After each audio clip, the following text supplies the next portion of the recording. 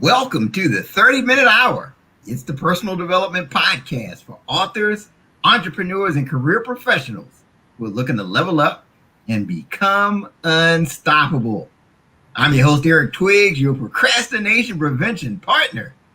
Joining me as always, you know him as the super CEO, the business strategist extraordinaire, and all-around good guy, Ted Fells. Happy Monday. Happy Monday. Happy Monday. So Ted, this is the point where I announce, how many episodes we have, and we feel pretty good about ourselves. But after talking backstage with our guests, we may need to pick up the pace. Right. We ain't done that. We haven't done anything. We've been just playing with this thing, it seems like. Apparently, this is like episode 137, and I'm feeling pretty good. And then you talk to somebody that's on episode number 770. Wow. 770. You guys still, though, 120 something. That's in the vast, you're in the small percentage of people who ever make it there. So I think that's awesome. No, that's for sure. I mean, 137 is better than the average of 20 episodes. Yeah, between 7 and 21 usually. People call it quits. Yeah. Right. Yeah. But your story is really interesting. Just talking to you, and I had a chance to talk to your partner. We'll give you a formal introduction here. I just want to really set the stage for what the people are going to get. Because this is one of those episodes that's going to take away people's excuses. You know how it is. People say, I can't do this because I got this challenge, I got that challenge. Excuse busters. Yeah, right. This is the excuse busting episode. Excuse busters. That's right. So after you listen and watch this, you'll say, you know what? I'm just going to go ahead and make it happen. That's right. Absolutely. But this is not your everyday podcast, as you can probably tell by now. We do things a little different here on the 30-Minute Hour podcast. You can watch us live on Facebook, on YouTube, and LinkedIn. You can also check us out on IGTV. Shout out to those of you that are watching us on the 30-Minute Hour Instagram page and checking us out right now on IGTV. And then later, you can go back and listen to this episode on Apple Podcasts or Spotify or any of those places you like to get your content. And our goal is we want you to laugh, we want you to learn, and we want you to level up. And if you feel like we've accomplished those things, make sure you share the show. That's right. Share the show. That's right. Share the show. Just share. Don't keep this a secret. Make sure you spread the love and share the show. And then don't forget about the What Now movement. Don't forget to join the What Now movement Facebook group if you haven't done so already. And keep in mind that today is Marketing Monday. All right. So, Ted. Yes, Eric. I've got something that's on my mind. Please share, Eric. All right. So I want to talk to you as we introduce our guest about the difference between you and your next level. We're going to talk about that. The difference between you and your next level. I mean, what is the difference, right? And as I think about that question, it reminds me of this time fairly recently. I went and I took my daughter to the circus, and I noticed the biggest and most powerful animal that I saw was the elephant, right? I noticed that this elephant, it was held in place by this small chain and this little stick that was nailed to the ground, this huge elephant. And I just wondered, I'm like, well, why doesn't this big elephant just break it free and just stomple everybody and go run to freedom, right? You could easily do that. So after asking Alexa, Ted, I discovered that it all started when the elephant was a baby. You're talking about why wouldn't the elephant just run when it's only this little chain? So the elephant was a little baby. The trainers would actually tie the chain to the elephant's leg and put the stick in the ground and then watch the infant struggle to break free. And the struggle conditioned the babe to believe that it wasn't strong enough to break the chain. And this just stayed with him as he became an adult. So as a result, this elephant grows into one of the most powerful animals on the planet, and it still holds on to this limiting story from its past. So here's the big takeaway. There's a reason I told you that story. We're talking about the difference between you and your next level. This is where we really need you to focus in. We need your undivided attention. If you're driving, we just need you to pull over to the side of the road. You're exercising, we need you to press pause on the treadmill. So Ted, is there anything else we need the people to do? Kevin, you got to put the ham sandwich down. This is the time. No matter how good the sandwich is, you need to put it down. Hands free. Ready to roll. It's about to get good. It's about to get good. You got to put the ham sandwich down.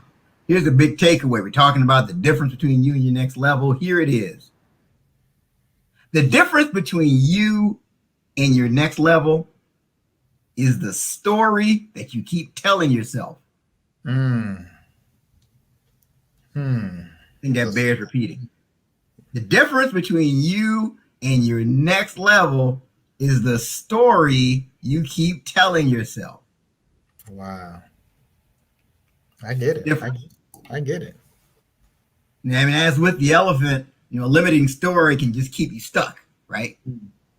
And so, I mean, this really ties into our guest today. So our guest, he helps people to get unstuck and get to the next level of their lives.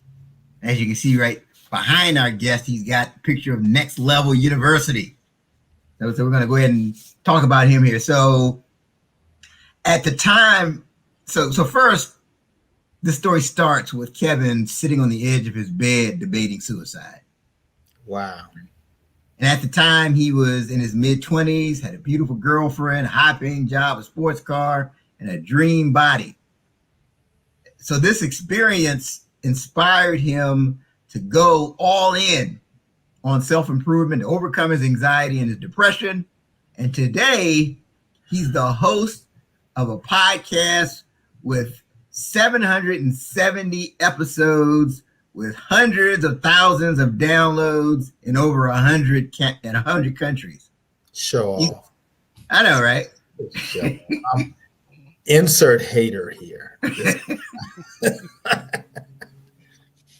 Now, get this, Ted. This will make you feel better. He's given 100 speeches and had the opportunity to do hundreds of coaching calls. Wow. He's on a mission to help people get unstuck and get to the next level of their lives. Please join me in welcoming to the 30-Minute Hour podcast, Kevin Palmieri. Thank you so much for the wonderful introduction. I love all of the amazing things that go with the podcast and the 700 episodes and all that. But one of the reasons I do what I do is so people can understand that when I started this, we had 0 episodes, just like everybody else. The first year, we had 1,500 downloads. The first year, we had 1,500, and now we get that in a day. But that's because we put in the reps and the consistency and all of that stuff. So I appreciate all of the love, but I want to make sure that people understand that I was the same as you. I am the same as you. I just have a very big goal that forces me to keep leveling up. And that's incredible. So you said 1,500 for the first, were you recording weekly? Yep, 1 a week. Wow. Now, I'm telling you, that's a word of encouragement, because there's somebody that's got 1,500 episodes after their first year, or 1,400 or 1,300, and is ready to throw in the towel. Yeah. Well, it's an important distinction that, like, early on in any journey, you're kind of not good yet. You kind of suck. Like, I wasn't that good. So I wasn't able to attract a lot of listens, right? Alan and I just weren't that good. We didn't have that much life experience. I hadn't read all the books. So understand early in your journey, it's a really good time for you to go screw things up, because there's not many people watching. My first speech was in front of 40 people. So if I screwed that up, there's only 40 people there, not 400 or 4,000. So it's good. It's good to get the kinks out early. Yeah. Yeah. But now, so you went from that to what you're doing now, and having all the success. But I really want to set the stage for people. Let's kind of roll back the clock. So in your early career, let's talk about the progression that resulted in you. So early in your career, you had this high-paying job, you had this sports car, you had the world by the tail. Let's talk about like what were you doing that led up to that point? It's honestly, I feel like I genuinely got lucky. When I graduated high school, all of my friends went away to college, and I was training to fight. I wanted to fight in the UFC. That was like my goal. So I was training jiu-jitsu and Muay Thai and all of this stuff while working at a gas station. I decided, you know what? I don't want to do this gas station thing anymore. I went and cleaned toilets at a hospital. Then I went and drove a truck. Then I drove a forklift. Then I went to the fire academy. Then I did construction. And I was doing all of these different things, and I felt really trapped and I felt really stuck. During my time in the fire academy, my girlfriend at the time said, hey, my aunt works at this place that helps people get jobs. Like, you should go take this course. And I was like, all right, I guess I'll do it. Like, we'll see what happens. I walk in, and the lady said, hey, I'm going to connect you with this company here. They pay really well. Your personality is a great fit. They'll love you. She said, the only thing is there's travel involved. And I was like, what do you mean? And she said, well, your first job is going to be in Delaware. And for me, I live in Massachusetts, so that's an 8-hour ride. She said, but the benefit is you're going to be making anywhere from $40 to $90 an hour. And I was like, I'm in. So all I had to do was take this course, and they literally connected me. I went and met the boss, and 2 weeks later, I was driving down to Delaware with a man I'd only met one time, doing a job I had never done. I was very blessed because the owners of this company didn't really care if you had experience. They cared if you had personality, work ethic, and a willingness to learn. And I was hungry, and not just in terms of ambition. When we got to Delaware, I didn't have enough money to buy food. I bought bread, deli meat, chips, and I found the closest gym. And that was all I ate for the first week. I just had deli sandwiches. But that's I feel like I got lucky. And then I earned it. I kept showing up, but it wasn't me studying. It wasn't me having a connection. It was purely luck, I believe. So what was it that led you to this rock bottom moment? It sounds like things are going pretty well. Yeah. When I was 25, I'd been doing the job for a couple of years, and I just did a bodybuilding show. And anybody watching who's ever done any fitness competitions, it's brutal, especially like I was really lean and I lost a lot of weight and I was just physically unhealthy. And my girlfriend at the time said, hey, Kev, I want to go to California. We should go. I want to go chase my dreams. And here I am now, self-improvement Kevin, helping people, empowering people. I said, no, I don't think we should do it. Here's a list of excuses and reasons why. Just limiting beliefs, fixed mindset, scarcity. And she gave me a couple chances, and she ended up coming to me one day and saying, hey, I'm not happy. I haven't seen any changes over the last few months. It's time for me to go. And that was my initial rock bottom of, okay, my girlfriend left me. Work was slow. I was anxious. I was depressed. And for the first time in my life, I had to look in the mirror of, you're not nearly as confident as you think, and you're not nearly as confident as people think. People see the tattoos, the loud car, the muscles, but inside I was super insecure. I was super scarce. I was super afraid. And when she left me, that was when I got into personal development. I was 25 years old when I got into personal development, like late 2025. So she left, and I started digging into positive affirmations and Tony Robbins and Rich Dad, Poor Dad. And it was like, oh, this is awesome. Every night before I went to bed, I would say that I'm grateful and I am handsome, I'm talented, I'm worthy. And this year I'm going to make the most money I've ever made in my entire life. I leaned on that last one heavy. And the end of that next year, when I was 26, I had been on the road for 10 months out of 12. So I worked in New Jersey, I worked in Delaware, I worked in Virginia, I worked in New York, I worked in Connecticut. I was in hotels every single week. And I'm not, these aren't nice hotels. These are the Red Roof Inn, roaches, blood on the walls, sometimes some pretty sketchy areas. And wait, blood on the walls? Yes. Yeah. There was a place in Connecticut there was blood on the walls, and there were like heroin needles outside in the parking lot. Yeah. I would have heard that voice from the horror movie that said, "Get out." Yes. But the money was good. So in my mind, it's like I'm willing to, I'm making $90 an hour. Like I'm willing to pay the price. That's a lot of money. I never thought I was going to make that. right? The most I ever made before that, I think, was 15. So for me, it was just this, I'm all in on this. Like I'll risk my life if I have to.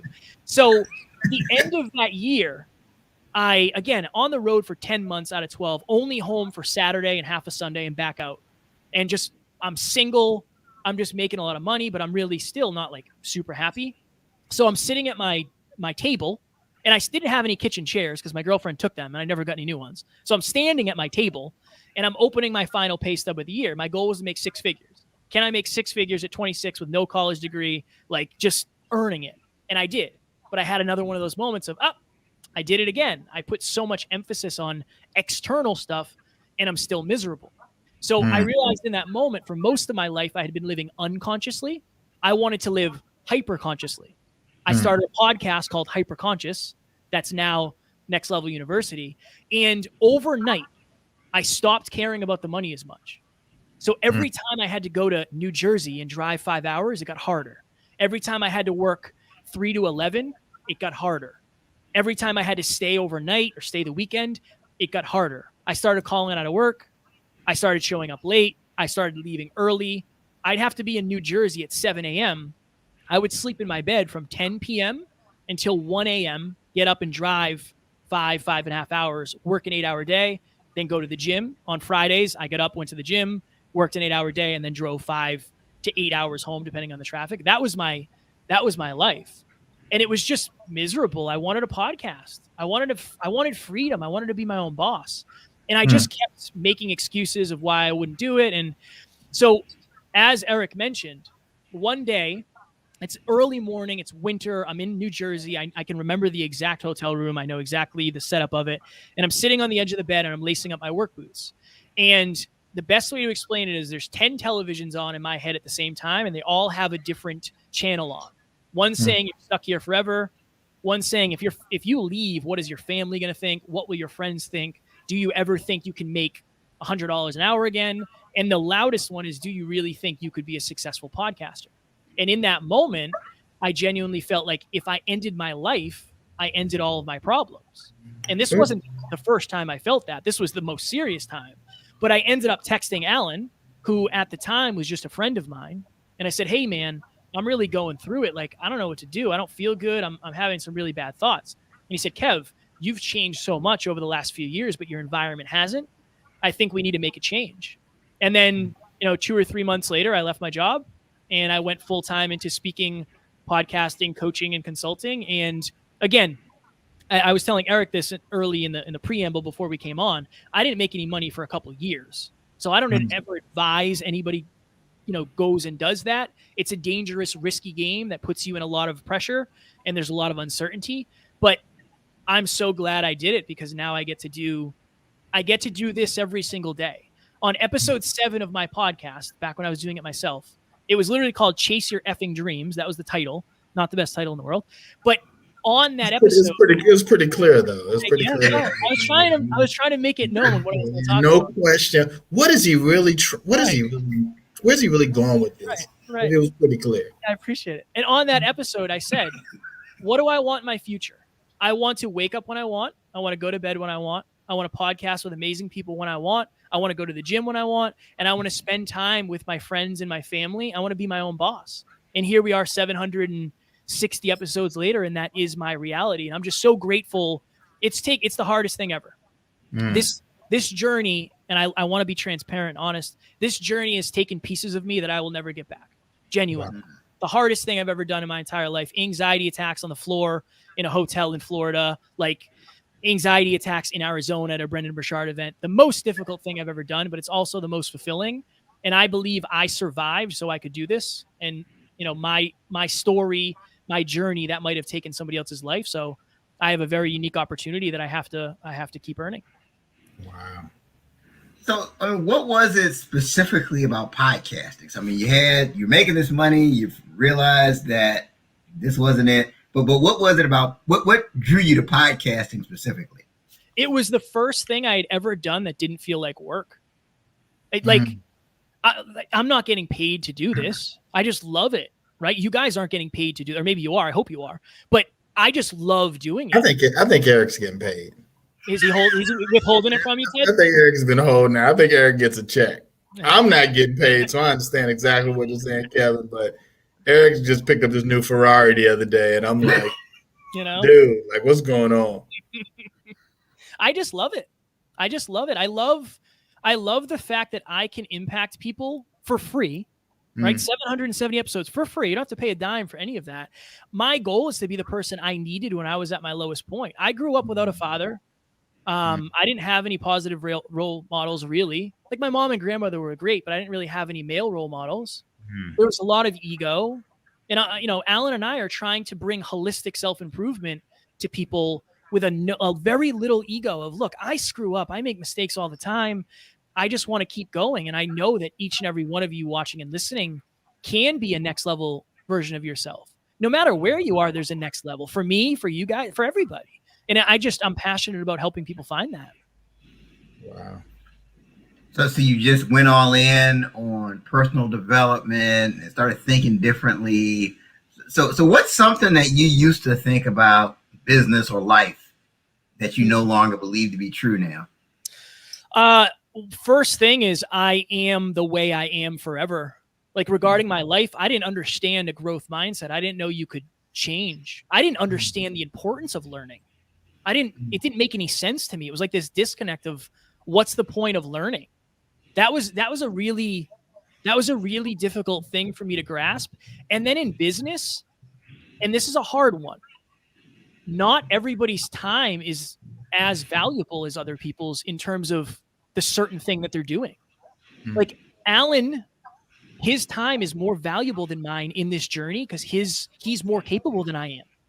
It just is that way. And I want to be humble enough to admit that. Now, that doesn't make me a bad person. It doesn't mean I'm not valuable intrinsically, but an hour of Alan's time is worth more to our business because of his visionary thinking than mine is. That's okay. I'm okay with being a number 2 in that. So I think that's an important distinction too, is like, you don't have to be number 1 to get number 1 results. If you're a humble number 2, you can really crush it. Can you say that again? I thought that's tweetable. You don't have to be number 1. Say that again. I think people need to hear that. You don't have to be number 1 to get number 1 results. You can just be a humble number 2. That's awesome. No, No, I understand exactly what you're saying there, because if you're winning, right, you're winning. Right? But some people, they want to be the one with the name and lights and all of that. And, I'm sure, you think about, I guess Michael Jordan and Scottie Pippen, right? Everybody's out trying to get the new Jordans. They're not out trying to get the new Pippins. They're just not the GOAT. You don't ever hear Scottie in the mix as a GOAT, but Scottie has just as many championship rings as Michael Jordan. Yeah, and that's a great point, Ted, because if you ever you ever hear Michael Jordan do an interview, he always says they wouldn't have had those rings without Pippen. Yeah. So it's so important to understand your unique strengths. Like, I'm not a visionary human being. I'm not good at predicting what's going to happen in the future or reverse engineering it. I'm really good at taking action when I have certainty. Now, you tell me to do something, I'll just do it. That's the way I am. But I also, on the other end, I understand the importance of the emotional intelligence I've helped Alan with. And it's a give and take. And I think it's just, if you spend time around people who are character driven with low humility, you'll really actually feel good about yourself because you'll get the credit you deserve. Not everybody is comfortable giving credit. And it's difficult if you're self-conscious or if you're insecure. It's hard to lift somebody else up. But when you're lifting somebody else up, you're also lifting yourself if you're connected to them. Wow. Great point. So there's somebody that's watching us or listening to us right now who's in a rock bottom moment. So based on your experience, what advice do you have for that person? I would get crystal clear on what you've been doing that has given you the results you have right now. And honestly, it's a small shift. I think that's why I always try to make the point of, like, episode 1 sucked. My first speech sucked. My first coaching call I did for free. I wasn't charging. Like, I was doing everything for free. I just had to make a small change in what I was taking in. So if you feel like you're at rock bottom, you need to, like, don't go with the emotional side of you that says you're stuck. Go with the logical side that says if you try something new today, you will get a new result. You will get a new output based on your inputs. I think you have to take responsibility for where you are. You have to give yourself grace, and then you have to stay committed to like, look, I'm going to get 1% better. Just 1%. That's it. If you're out of shape and you want to get in shape, it's not going to happen in a week. Maybe put on your shoes and walk for a minute. It's a great place to start. 2 minutes the next day, 3 minutes. Focus on small consistency over these giant changes. And I would say stop playing the comparison game. That's something that haunted me. And it honestly, it doesn't haunt me anymore, but I look at Joe Rogan's, I look at Brendan Burchard's, Gary V's, Tony Robbins, and say like, oh my God, 500 million, a billion downloads. Like, my goodness, we got a long way to go. At this point, it motivates me, but at one point it paralyzed me.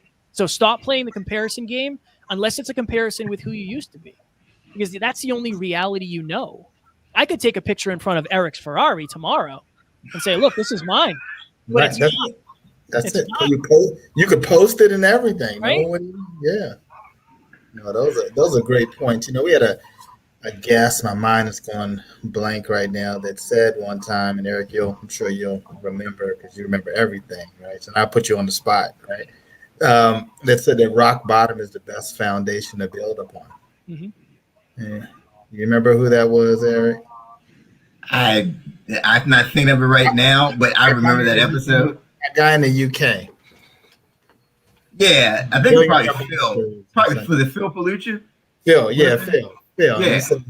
And he said rock bottom is the best foundation to build upon. And that really kind of got to me when I heard that. I was like, yeah, like you're there, like you're at rock bottom. Like you can't, you're at that low point. Now you just start making those moves to start, coming up, right? At that point, you set in your mind, okay, I'm going to come up. And like you said, Kevin, if it just starts with just walking. Yeah. Right. It's brick by brick. Yeah. Brick by brick. You got to think of it. One of the jobs I forgot to mention, one of my jobs, I was a personal trainer. When I got hired as a personal trainer, they hired me because I didn't have any bad habits to break. So to them, I was kind of like not rock bottom, but I was easily moldable. And if you're out there, I think personal development, self-improvement is as much about unlearning, like you spoke about, Eric, the conditioning, the baby elephant. It's about unlearning just as much, if not more, than it is learning. Because you have, for me, I had 26 years of learning that I already did that probably was misinformed. I'm spending time now unlearning that stuff while trying to learn new stuff. Self-improvement, personal development, you're going to learn a lot about a lot. You're going to learn more about yourself than anything else for sure, which is painful, but necessary. So there's something I say to people, and they always give me a strange look. I always say that it's a good, like being in, like you hate your job or you hate where you are in your business. I actually think that's a really good thing. You feel like you're in a rock bottom place at your job. You feel like you're in a rock bottom. I think it's good because it's going to motivate you to move and take action and change. Because a lot of times if things are going pretty well, if you're comfortable, you're less likely to change. Yeah. Yeah. We call it the pain pleasure pendulum. So if you go all the way to F no, you're willing to go all the way to F yes. But it's one of those things of, and this was me all the time. I'd go into work on Monday and it would just be soul sucking. It's like, oh, I can't do this. And I'm thinking like, you know what? I'm quitting. I'm done. Tuesday, I wake up. It's a little bit better. It's not as bad as Tuesday. Wednesday's hump day. Thursday's almost Friday. Friday, we're partying. So then I forget about it. If you don't take action when the pain is great enough, some of the pain subsides and then you get stuck, like you said, Eric. You get stuck in between. And you're just going from kind of crappy to decent, kind of crappy to decent. But then you have one of those days where it's like, you know what? I'm never doing this again. You're far more likely to, as long as you can use it constructively.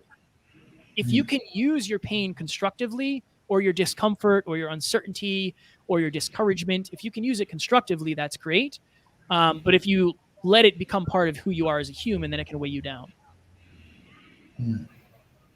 So you're the host of the Next Level University. So it's like, how did you guys? You said it was named something else originally. Yeah. How did you come up with the Next Level University name? That is a great question. One of our mentors, Evan Carmichael, we were on an Instagram live with him, and he said, "You guys have an awesome show. You guys are both super talented. I didn't even remember the name of your podcast." And we were like, "Oh my God, that is painful." And he's like, "You guys need to change your name. Like, nobody knows what hyperconscious is." And we were like, "Okay, this is the power of a good mentor." So Alan and I were like, "Okay, what do we think? Like, what are we? Who are we?" And we say next level a lot. Like, oh, it's next level. If you want to get to the next level. And we said, well, what are we doing? Like, we're teaching people. So what about next level university? And then the other part of this is we're building our website to be like an online campus eventually. So it's going to be like an actual online university where we'll have health, we'll have wealth, we'll have love, we'll have different business things. So it really worked out quite nicely in terms of rebranding. I was terrified to rebrand, but we've actually had more listens since we did, because I think people actually know what it means, and nobody knows what hyperconscious is. Shout out to Evan Carmichael for that. Yeah. So, and you've gone on to record 770 episodes, like we said at the beginning. Like, how many episodes did it take before you felt like you were getting traction and you felt like this was starting to be a success? It took me personally 150 before I felt confident. I'll tell you that. I would say probably like 400 before I really felt like we were onto something. Because the problem is we didn't really niche. Like, we were super wide. Like, we're just talking about self-improvement, personal development, and there's so many places to get that. As we started niching and like really leaning into our specific strengths and being who we are as humans, I think for a long time we were basing our content based on what we thought people needed to hear. Now it's based on what we think people need to hear that we actually would say. Heart driven, but no BS. Like, I want to speak from the heart, but I don't want to sugarcoat it. I don't want to lie. I won't tell you it was easier than it was. So I think it took that long because we sucked at marketing, genuinely, and we weren't good at niching, that's something I tell people now, like, niche. You can't over niche. It's really hard to over niche. So talk about how have you niched? So you're in the personal development lane. How did you get more specific? Yeah. So we now primarily cater to early entrepreneurs. So it's basically when we have a guest on, we talk to that guest about their area of expertise. If you're not an expert in relationships, I don't want to talk about relationships with you. It's nothing against you. I want to make sure our audience is getting your expertise. So we just had Mike Kim on recently. Mike Kim is a branding and marketing specialist. We talked about branding and marketing. So I think for us, it was changing the understanding of who we were speaking to. Early on, it was emotionally driven women, for sure. That was our demographic. Then it started to shift to early entrepreneurs who are women. Now it's, at this point, early to mid entrepreneurs, probably 60-40 women to men. So the more specific you know your audience, the more specific you can speak to them. So it's just been purely getting very specific on content and making it like, it's like, instead of a wide base, it's a very, like, it's a silo. This episode, you will learn this. This episode, you will learn this. So we're just getting wildly specific, scarily at times. And so, since you've gotten more niched, you noticed your following has picked up, the downloads have picked up. Yep. Because what happens is, anybody out there, any content creator, when you create content based on who you are as a human being, based on your truth, you will attract people to that frequency. So if I started talking about football and Eric and Ted love football, they might listen to me, right? So you have to figure out what is your channel, and then you have to produce content on that channel that would be appropriate. MTV, music videos for the longest time. When you go to MTV, you know what you're getting, right? ESPN, you know what you're getting. Comedy Central, Cartoon Network, you know what you're getting. So you have to make sure that your channel has the right shows on it. And a lot of people don't do that. A lot of people want to play like the Joe Rogan game of, I just want to have conversations. And that's great. But you got to understand, Joe Rogan had a brand long before his podcast. So a lot of that is virality versus actual content. Interesting. So you had some pretty big names on your show. I mean, talk about some of the kind of celebrity people you've had the opportunity to interview. Well, I think in our silo, they're probably considered somewhat celebrities, but outside, if nobody's ever heard of self-improvement, they probably not heard of a lot of our guests. Dean Graziosi is a big one. He does speeches with Tony Robbins. He's connected to Tony. We've had Tony's son, Jarek Robbins, on the show a couple times. Evan Carmichael, who's very big on YouTube. Lori Harder, Chris Harder. Our mentor, David Meltzer, has been on our show, I don't know, a bunch of times, probably a dozen at this point. Those are the real big ones we've had. We've had a billionaire who's a billionaire. His name was Brian Sidorsky. He was on a while ago. I'm trying to think. I'm sure there's probably a bunch of other ones, but those are the bigger names we've had on. So out of the 770 episodes, which one stands out to you as like the most memorable? I would say episode number 100, probably. Again, we weren't good. It's probably not a great, valuable episode, but I never expected to get that far. Like I said, I'm not a visionary. So when I started this, it was like, yeah, we'll see what happens. So I think 100, then 100, 300, 500, 700. Because episode 100, we were podcasting in Alan's sister's old bedroom. And we had just a black backdrop. There was like no lights. Our camera sucked. And we had a skeleton with a tank top on that said hyperconscious. We called him Steve McQueen. He was our like mascot. Episode 300, we were in Alan's mom's basement.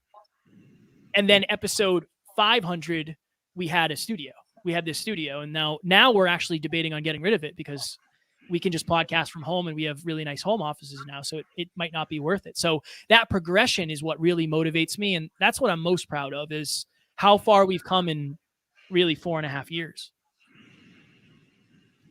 So you say you sucked, let's say, at episode 100. So like, when you were doing it, did you think you sucked at the time? Or were you like, man, I'm pretty good at this? I thought we were, but it's interesting. And we have us as podcasters, we have a very unique opportunity to look back on our old work. And when I look back, I can sense the ego of like, I thought I knew everything and I didn't know anything back then. And maybe I'll look back on this in 500 episodes and say like, oh my God, Kev, I can't believe you couldn't connect those dots better, or you couldn't make that point. This is a great exercise. If you're out there and you're not a podcaster, you're not a speaker, you're not somebody who's on social media, take out your cell phone and do a video journal of where you are in your life right now. I'm 26. I just went through this breakup. My job's pretty good, but I really feel like there's something I could do that's more aligned. I have $7,000 in the bank. I feel hopeless. I feel hopeful. And then check in on that. If you do that exercise, you can really see your actual growth. I think we fall into the law of familiarity a lot. I remember when I set up this studio, like I put this wall up and now I walk in here and I don't even notice it anymore. Like at one point I would have killed for this, but now it's just like normal. Yeah, the reason I asked you that question was like, I'll look at things I've written, let's say, several years ago. Yeah. And I'm like, oh my gosh, that's terrible. Oh, God. But at the time, I thought, man, this is pretty witty. Oh, man. Yeah. Well, it's good, though. That means you're growing. Right? Like, yeah, I do.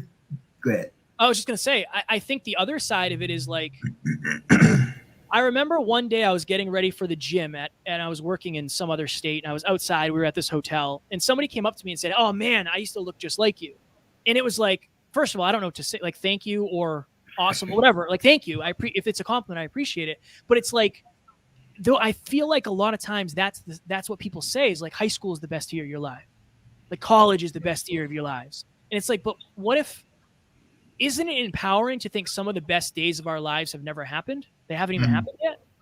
Like that's what I'm playing for, of like, I'm glad I sucked. I sucked last month worse than I do now, which is great. Like that's the growth. And I think it's the reps too. I have so many reps that it's like, of course you can find one that isn't good and you'll find one of me misspeaking because it happens on every episode. We have such a fail forward mentality of like, I mean, at least I did it. At least I did it and I learned something new. Let me take the lesson. Let me leave the pain. And I'll just try to avoid that same mistake again. Mistakes are fine. I make mistakes every day. I just try to avoid the same ones. And most of the things that we do, right, and we think that we're not that great, there's someone else that's looking at you saying, wow. Like, just being entrepreneur and just being in business for X amount of years, just some people will say, man, you've been in business for X amount of years. That's amazing.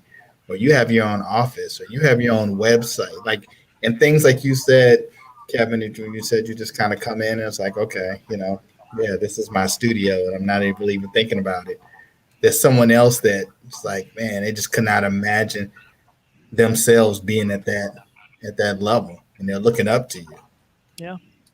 Yeah. Well, it's one of our clients said this to me one time. He said, Kev, the press is always wrong.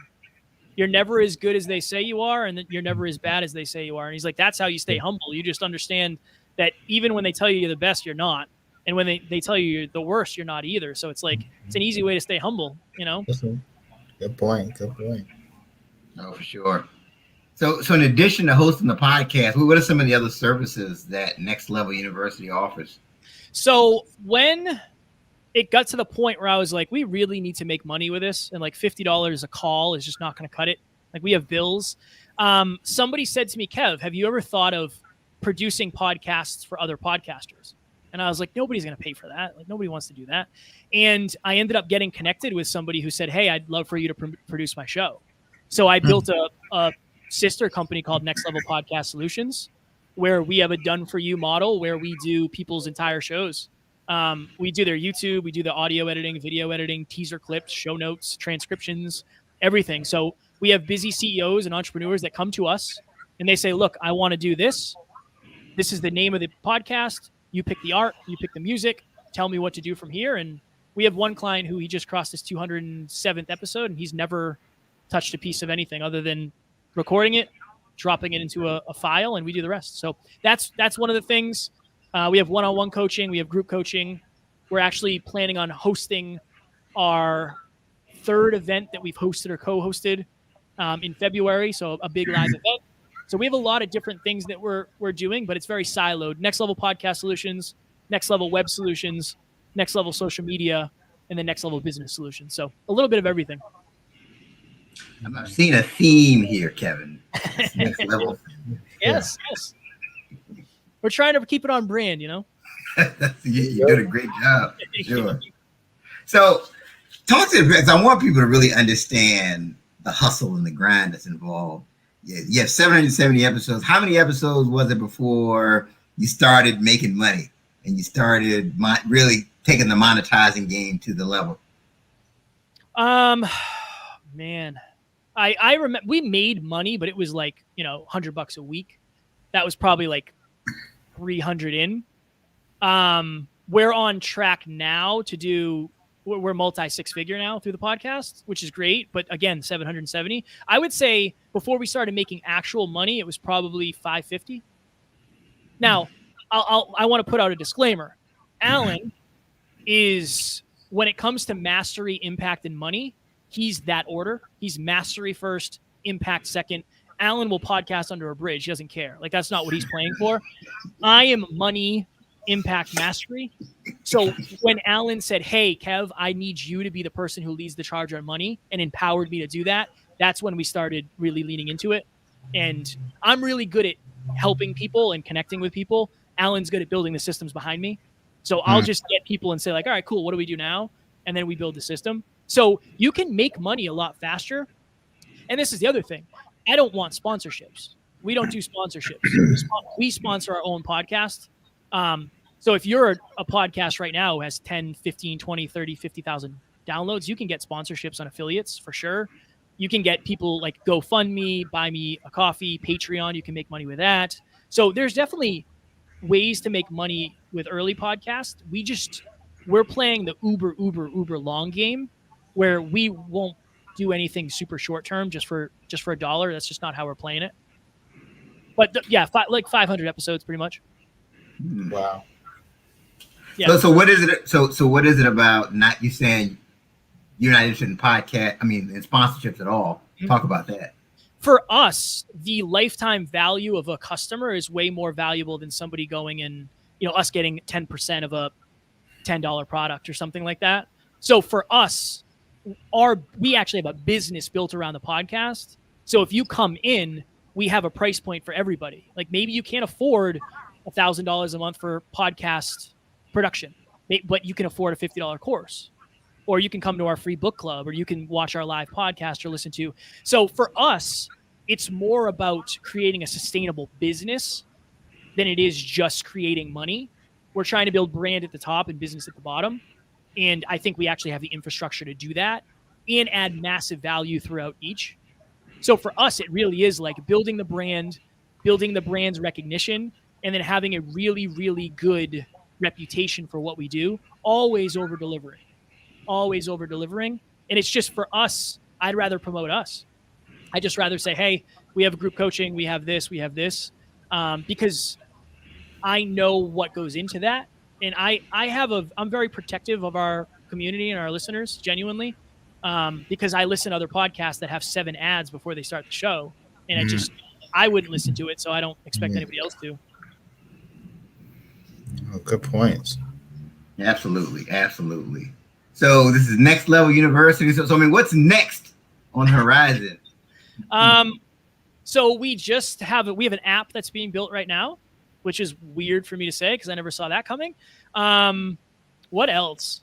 Honestly, for us, I want to do $1 million between now and this time next year. That's what we're pushing toward. $1 million, million listens is the goal. Just because at the end of the day, the more profitable we are, the more we can give back. We have a nonprofit that we're creating called Next Level Hope Foundation. So Alan and I both grew up without fathers. His father passed away in a car accident when he was 2. My dad walked out on us when I was young. So we're going to rent out either an activity place or a field or whatever, go-karts or whatever it may be. And we're going to have something we do every year for young boys without fathers.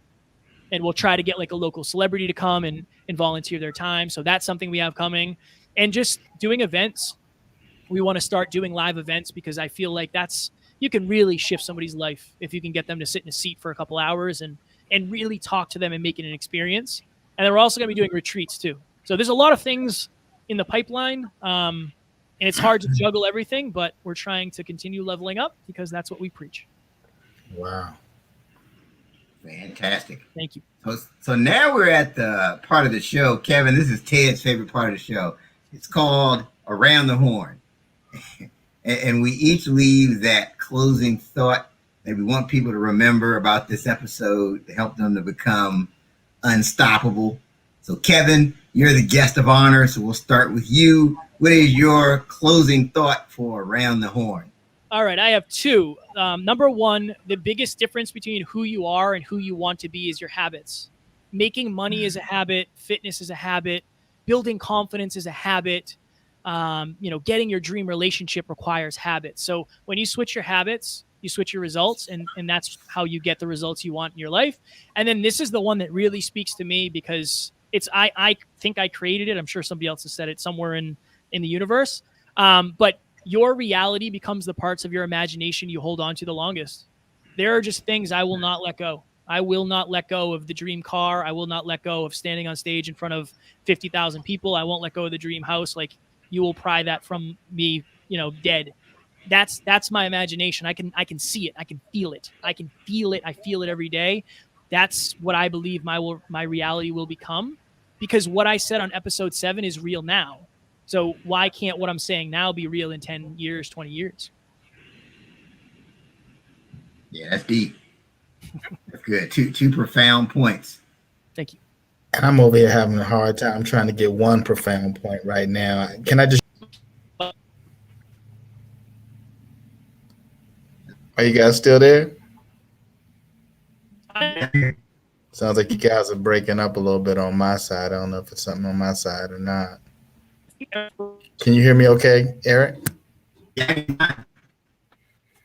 Okay, well, you guys seem to be breaking up, but if you can hear me, I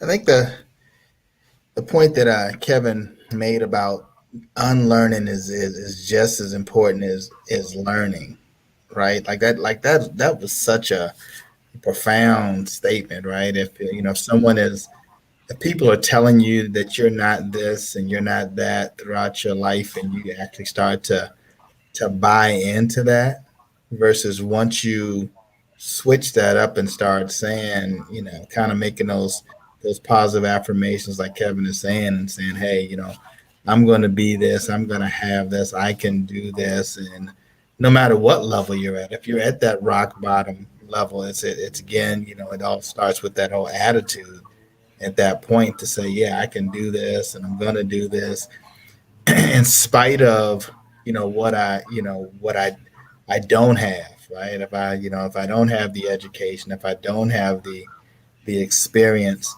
I oftentimes share with people, like Ted, you're so, kind of, just the way that you are, you're just so disciplined. And I said, for me, I always treat things like I'm locked in a room and I got to get out. Like I have no choice. Like I got to get out of this room. Like I got to. And I think that when you have that mindset that you got to get out, that you got to figure it out, and whether it's whether you have the faith, I think I would say it's kind of it's faith and hustle, right? Like that's kind of my thing, right? Like it's like, okay, there's the faith side of it, right? But then there's the hustle part of it, right? And if you have the faith and the hustle, I think that you can achieve, whatever it is that you want to do, no matter how, things are, stacked up against you. And one thing that that Eric and I, we constantly talk about is just the guests that we've had on the podcast, over the years, right? Where it's like, there's so many of these stories that are, like we said earlier, the excuse busters. Right. Like, you have this person that, that had this medical challenge, or this person that, had hit rock bottom financially, whatever it is, like, and they got there, they turned it around, like they're excuse busters, and so Kevin, you definitely showed us once again that we've had another excuse buster come on this show, and we appreciate that. And I think that's something that really can help our listeners, that if you're looking for a place that's going to give you a bunch of excuses, you're not going to be able to get it at the 30-minute hour, nor you're going to be able to get it at Next Level University. So thank you for that. Thank you, Ted. Those are both great points. And so my around the horn, it has to do with like you almost have to be, you almost have to think opposite of society if you want to succeed, right? Because now society is leaning towards instant results and instant gratification. You got the microwave, you've got, high-speed internet, you've got this ability to touch your phone and get whatever you want. So it leads you to that false notion that things aren't supposed to take long, right? But unfortunately, the things that are worthwhile take time, and like, who would have thought, episode number, let's say 288, if you'd have thrown in the towel, people would be like, well, that's 288 episodes. I mean, he's really had a good run. That's a lot of episodes. Or episode 420. But most people won't stick it out to 500 plus episodes. So I think that's just a huge lesson, that things take time. That it's not going to be overnight. And I just personally believe there's all these stats about, certain number of percentage of businesses fail, and a certain number of podcasts fail. No, one of the main reasons is because people give up too soon. Yeah. I think you just never know how close you are. Yeah, so, I think it kind of goes back to, what Kevin was saying also, is that, you really love what you do. Yeah. So it's like, you can't think of life without having a mic in front of you and a headset on. And so whether you make the money or not, like, you're going to keep pushing, through it. I think that's what it comes down to. I just got engaged, and when my girlfriend and I reconnected, we made each other promises. One, I would never make her be an entrepreneur. Two, she would never try to stop me from being one. Because this is like, again, I've traded a lot for this. I've put myself in a ton of debt to get to where I am. Like, I've lost friends, I've lost relationships, I've distanced from family, certain family. Like, when I say whatever it takes, that's because I mean it. You know, like I have never quit tattooed on my arm. Like that's just who I am. So I do believe that I have a level of resilience and perseverance, but like I also feel like I have to do this just because I think I can, you know, and it's just the most fulfilling thing in the world to be like, to actually have a business and a brand and be able to talk and people listen. It's like weird. It's weird for a kid who didn't go to college and, you know, assumed he was going to be in jail somewhere. Wow.